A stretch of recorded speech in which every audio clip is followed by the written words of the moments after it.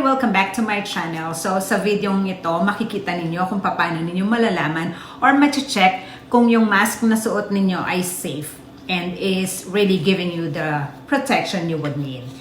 So,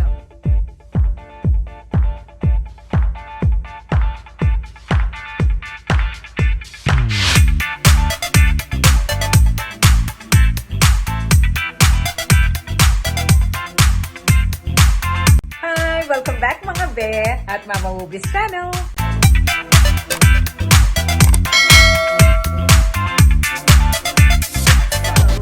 Going back, sabi ko nga kanina, ituturo ko sa inyo on how to check if your mask is effective or giving you the proper protection. So, what do we need to check here? Of course, the mask you are using. For this segment, I have different kinds of mask that me and my husband are using. So meron mga mask na DIY na binigay ng friends, and these ones are also some of the masks that I am using, but I stopped using the N95 because ito na yung last of the packs that we bought, so isa na lang siya, so we're saving them for better use. And so yun, yung mask, yung kailangan natin, and the match, pwede rin ito, and the birthday candle. So how do we do it? Let me show you now. So let's start with this fabric mask. So double layer siya, and ito yung ginagamit ko, pinagpapalit-palitan ko lang sila. So let's check this one first kung meron ba siyang proper protection. So, here's the match. And for you to check it is to just blow the birthday candle.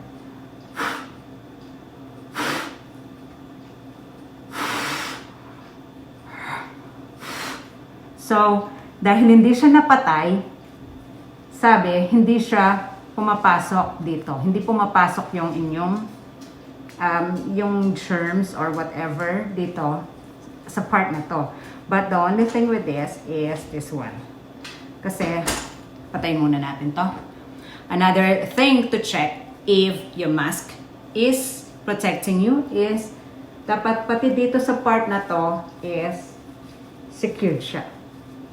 So, para hindi ka na yung dito mo, hindi siya nakakakuha ng mga air sa labas. Pero, I think, sabi sa CDC, since you cannot blow the birthday candle with it, it's a lot safer. So, pasok si number 1. Check. So, the next mask is this DIY, do it yourself. This was given to me by a friend. So, para siya talagang surgical mask na the doctors or nurses are using. So, medyo mahirap lang siyang itali, and you have to really tie it. Tapos dito lang yung concern ko dyan. See, I'm not sure if I really did it right, but just for the purposes of checking kung this would be able to blow the birthday candle. So,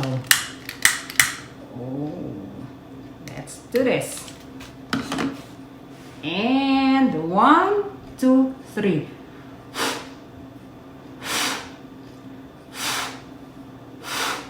So, dito talaga lumalabas yung hangin.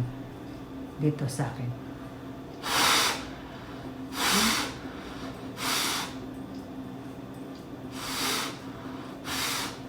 No matter how close I put it, since double layered siya, as what they said sa mga documentaries na CDC, as long as it's double layered, and yun nga, hindi natin mabublow, pasok si fabric. So that's another one. And then let's go and check this one. Ang dami kasing klase ng mga dito, so I'll show you, diba? Ayan sila, ang dami pa nila dito. And since yan sila,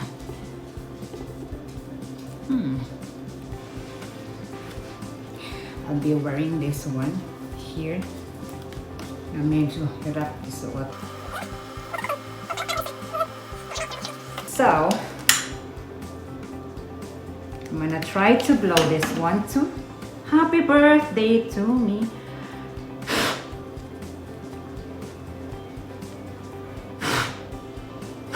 No matter how close, still, pasok pa din siya. So that means this is a good mask.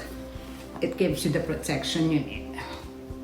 And then, meron akong isa pa dito na mask. Bigay din ng friend ko. And let's see if it would also protect you. The thing with this is, this one's hindi raw siya safe. I don't know if it would be able to come out from this. Nakikita niyo yan. So, let's try. And then, blow. Wow! Yan na pala yung nabublow niya.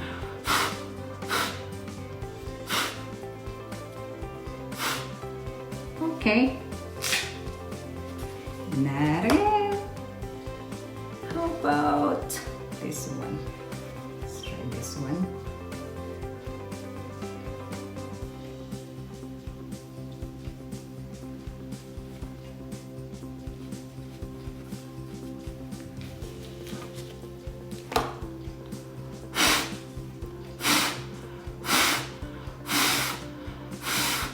No, hindi pa din. So, I have another one here na i-blow natin.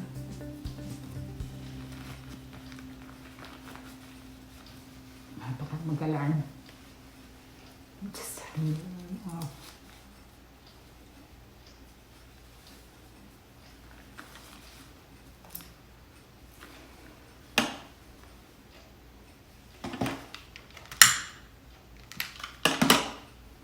This one is another DIY, so let's try.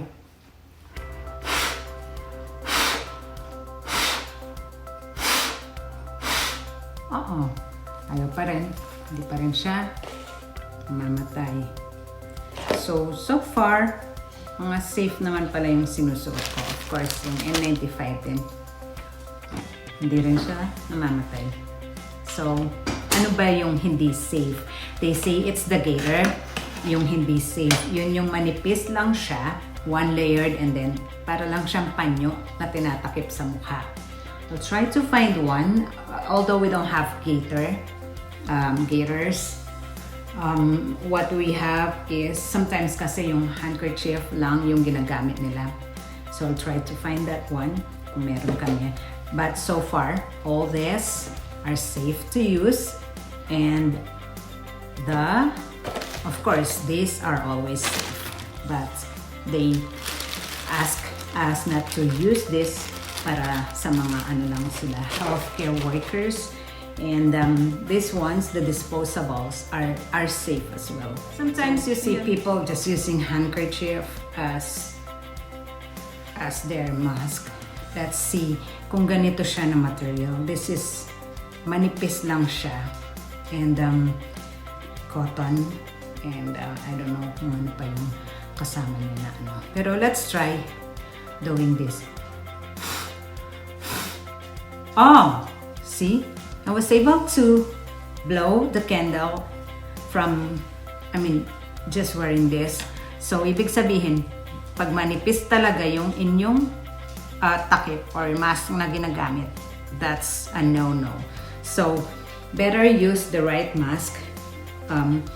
Ito nga, and all this, pwede naman kayong makabili. So, just always have a mask handy, and do not use, even the professionals do not really advise gaiters. Itong ginawa ko na video na to is, pinatunayan ko lang kung tama ba yung sinabi nila. And I did my own study, or I did my own checking kung yung mga gamit ko ba na mask are really giving me the protection. And they're right. the thicker the mask is, the more protection you would have. Kasi the germs doesn't easily go inside dun sa mask na gamit ninyo. Unlike this one, dito may mga, yung fabric kasi niya is sobrang nipis. Although this is not used as a mask, I just as I said, wala kaming gaiters, we don't have any gaiters and we're not using those. So I just found something close to that one, the material that they have. Oh yeah, this is 100% polyester, so it's not advisable for you to use just a thin or a single layer of fabric for your mask. Okay, and there you go. I hope you learned something. And kung hindi pa kayo nakaka-subscribe, go ahead and hit that subscribe button and give it a like and share na rin. And also hit that bell button para ma-notify kayo pag may bago akong videos. Bye-bye!